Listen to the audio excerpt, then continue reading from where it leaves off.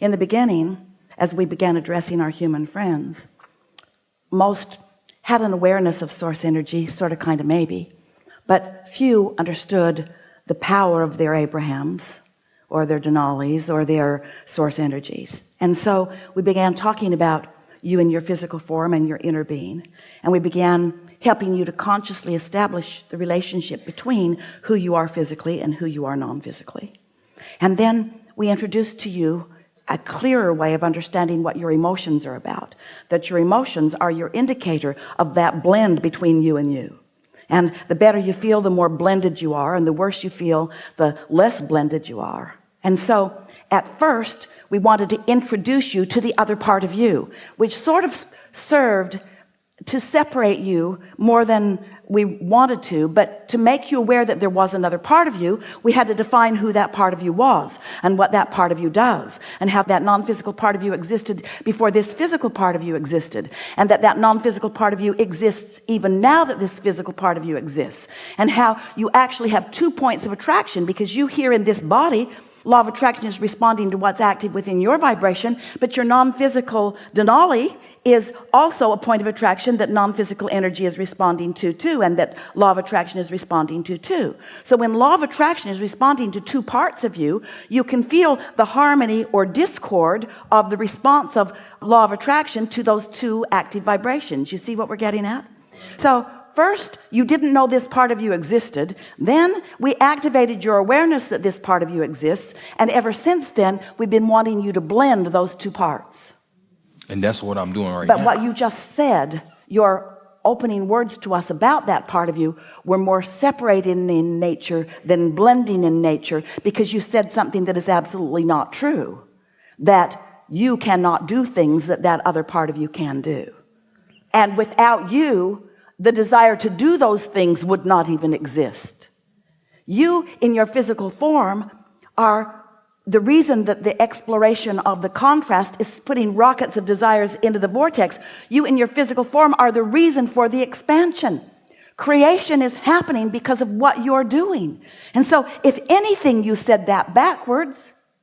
Source energy would have nothing to do if it were not for us in physical form stirring it up and acknowledging that it could be more. Do you hear it? Yeah. Word.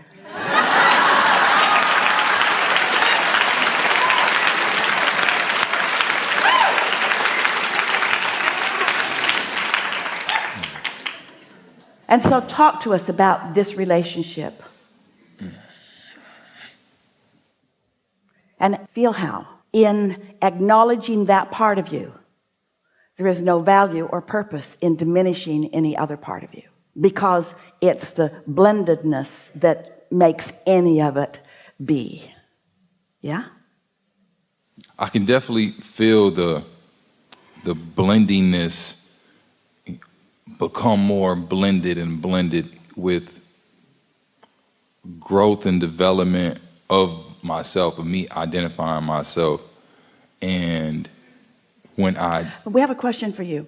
Can life cause you to ask for something, and before you let it in, can you accept that you have experienced expansion and growth, even though you are not comprehending it yet and you're not living it yet? In other words, when that step 2 has happened, then it's easy to know what else to do. And isn't the satisfaction of your life really, doesn't that come when there's something that you have vibrationally expanded to, and now you deliberately close that gap so that there's no difference between the expansion that your inner being is living as a result of your asking and what you are living as a result of your asking and allowing?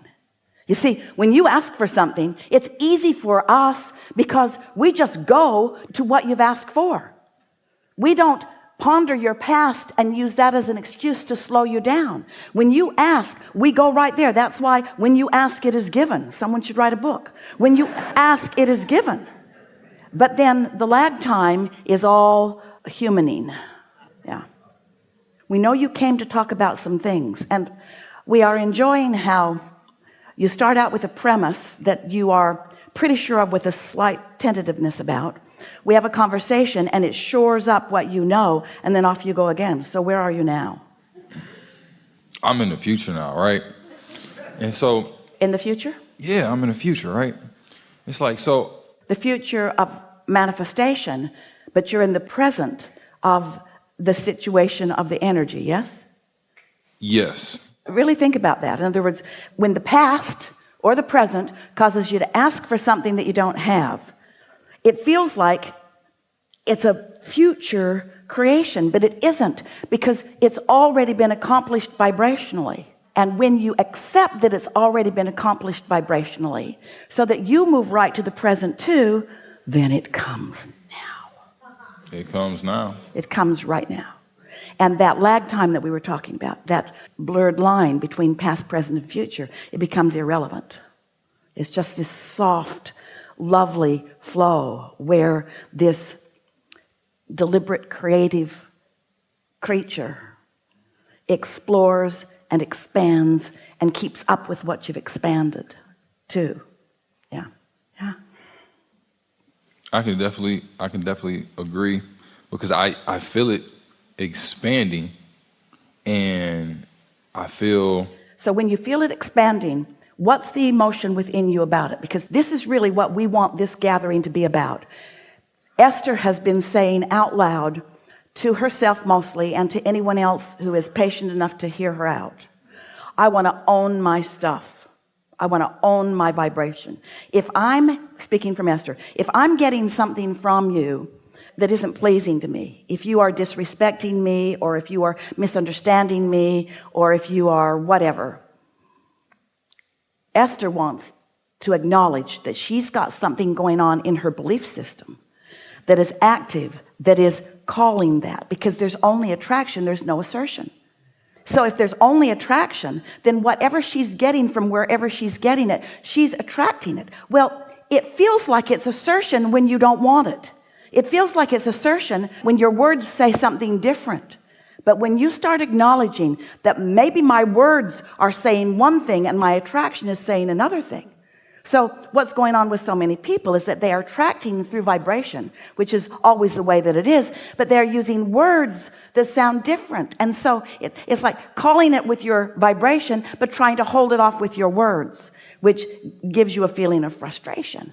But when you accept that I'm attracting all of it, when you own whatever comes, then you have control.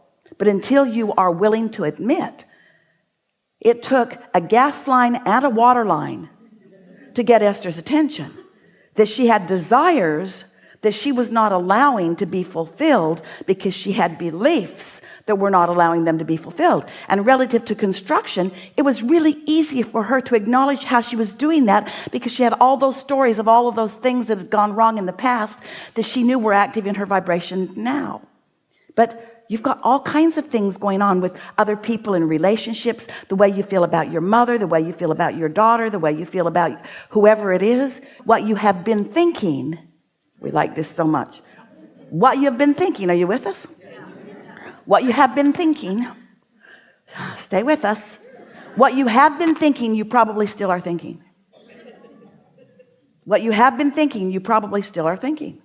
You don't have to, but you probably still are thinking it, because the momentum of what you have been thinking makes it more likely for you to continue to think it. Well, how do you know? How do you catch yourself doing that? How do you figure out when you're thinking something that is clogging up your new desire? The pipe groans. The pipe in the attic groans. The pipe under the ground groans. The pipe within you groans. It feels like negative emotion. I'm asking for stuff I'm not letting flow because I've got this habit of thought that is bogus. It's flawed. It's based on the past. It has nothing to do with now. And my inner being isn't thinking it, so why am I? That cleans it up really fast. This was a new conversation, a really good conversation. We don't find much in your vibration that's got your pipes pinched off. Your pipes feel pretty wide open to us. But every day, you're going to find beliefs that challenge that. And every day, your work is to talk those beliefs into a new place of allowing. And the easiest way to talk a belief that's blocking something into a new place of allowing is to change the subject. Word. Get off of it. Don't try to defend it. And most important, don't try to explain it to anybody else, because they're not going to get it. Oh, I had this experience I would like to tell you about. And if you look deep into their eyes, they're looking back at you and they're saying, please don't. Please don't. Please don't tell me about it. Did we get it enough? Yeah. Really, really good conversation. Oh, yeah, absolutely.